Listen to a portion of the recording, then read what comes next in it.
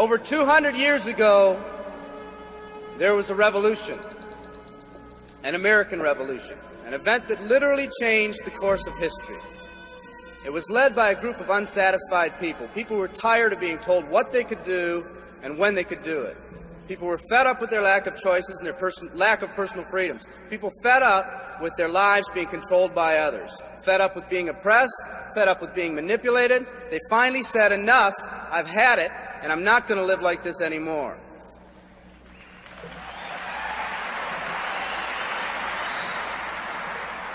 Our ancestors were people that took full responsibility for what happened to them.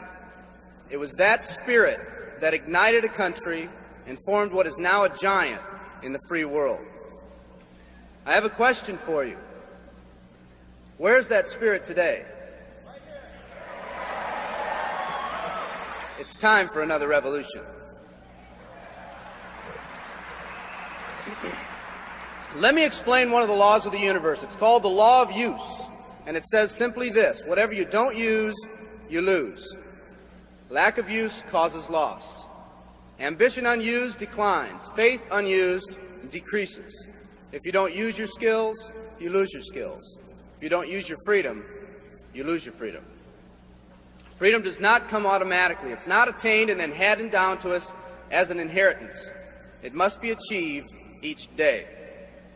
At the turn of the century, in the year 1900, less than 10% of us worked for other people or the government. Over 90% of us were self-employed. We were an independent people.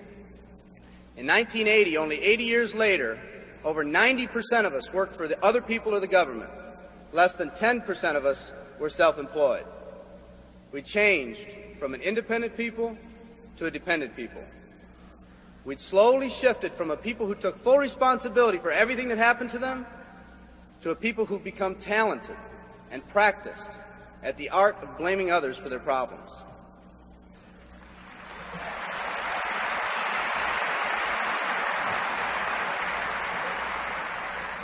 Our giant has fallen asleep.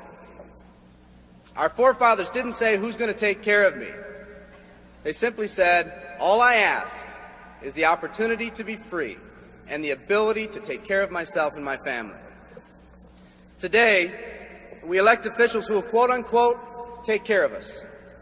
We cry out against anyone who dares to ask us to provide more value in the workplace. We do everything we can to spread around the suffering in our society, and yet no one is willing to step up and be part of the solution. We've slowly changed from a society that compensates based on value to a society that compensates based on entitlement and seniority. What we've come to believe is our due. We act as if someone actually owes us a living. Part of this change is due to the dramatic rise of conformity in our society. We're all taught to conform. Incredible pressures are put on us every day to do things, quote unquote, the right way. And yet no one asks the question, is this really the right way? A man once said, I'm just a collection of mirrors reflecting what everyone expects of me. We live our lives to please those around us, and the scary thing is, the people around us are doing exactly the same thing. Psychologist Rollo May calls us outer-directed people. We don't act, we only react.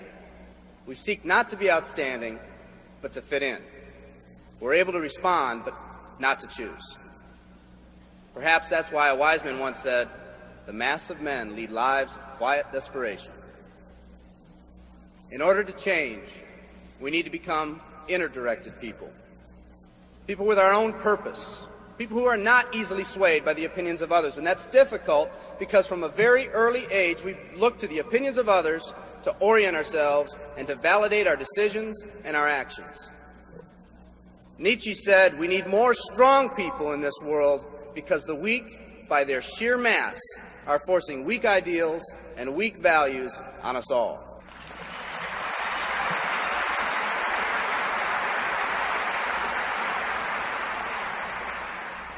Today's massive social and economic changes are waking this slumbering giant. Some people may not be ready right now for the changes happening today in today's society. It doesn't matter if they're ready or not. An old proverb says, if a man wants his dreams to come true, he must first wake up.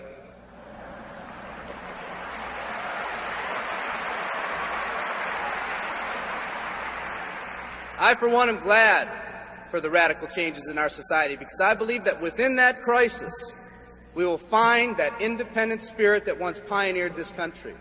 Some of us are finally ready to change. The displacement of our workforce has caused many of us to start searching for something better. Moving products and moving services is our business and our goal, but what we are becoming in the pursuit of that goal is a larger and much more important issue. The rekindling of our independent spirit has more lasting value.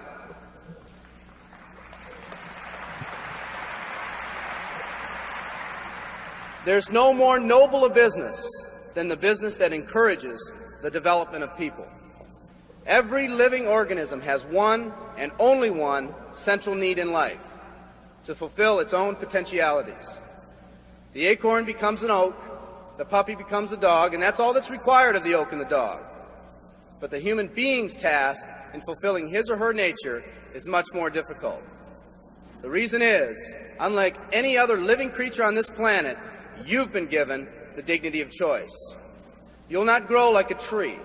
You'll grow only as you plan and choose to grow. When a person chooses to live, two things happen. First, assuming responsibility for themselves takes on a whole new meaning. They accept responsibility not as something they've been saddled with, but as something they themselves have chosen. The second thing that happens is that discipline from the outside is replaced by self-discipline. They accept discipline not because it's commanded, because they themselves have chosen what they want to do with their lives. Just like when the disenfranchised men and women over 200 years ago got fed up and said, I'm not going to live like this one more day, there's another revolution coming. It's coming not just from Americans, but from people all over the world.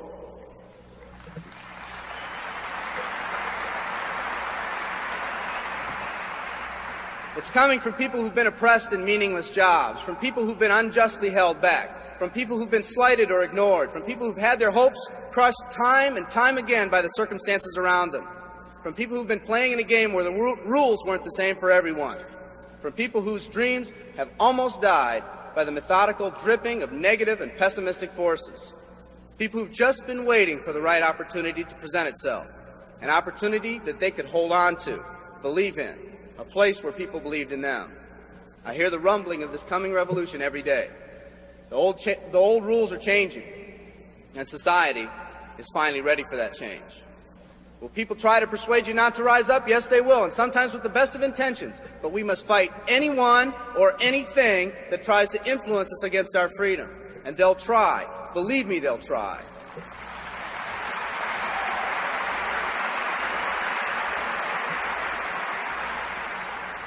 They'll try to suggest you off course, to nudge you off course, to distract you off course.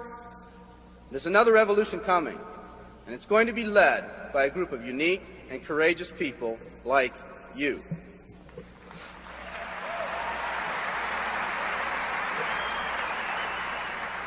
People who've had it with the way things are. People who've picked out their mountain in life and said, I'm going to the top. And if someone tells you you can't climb mountains, you don't have any experience. You tell them, I'm going to the top.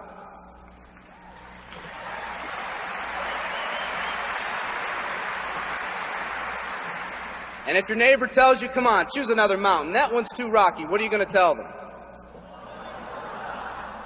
And if someone tells you, let's go over here where it's not so steep, what are you going to tell them? And if someone says network marketing, what are you going to tell them? And if your friend tells you, come on, let's climb this one, that one's too slippery, what are you going to tell them? If anyone tells you you can't go up, it's too rocky, too steep, too slippery, you say, listen here, I'm going up. You're either going to see me waving from the top or dead on the side. I'm not coming back.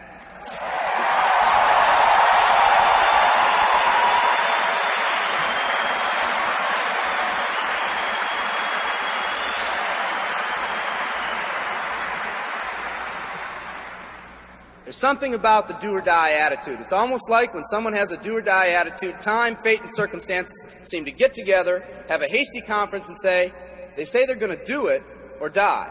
We might as well let them have it.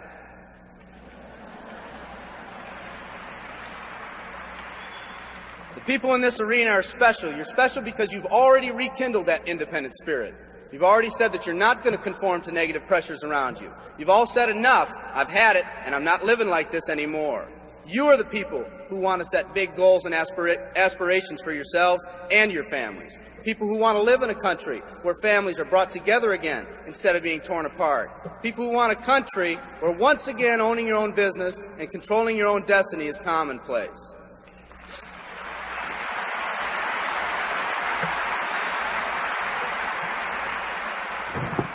People who want a country where every man, woman, and child is treated with equal respect and dignity.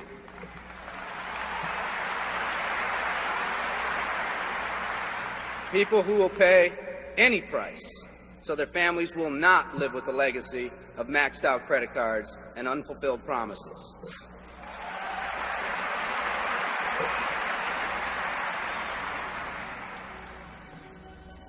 Today, we stand at the genesis of a new revolution, and people like you are going to lead it. Theodore Roosevelt said these words decades ago, and I think they're particularly appropriate today. He said, "We see across the dangers of the great future, and we rejoice as a giant refreshed. The great victories are yet to be won, the greatest deeds yet to be done. I've dreamt of a company that can give us the opportunity to make these dreams come true by allowing us all to fulfill our own true potential. I love you all. Thank you very much."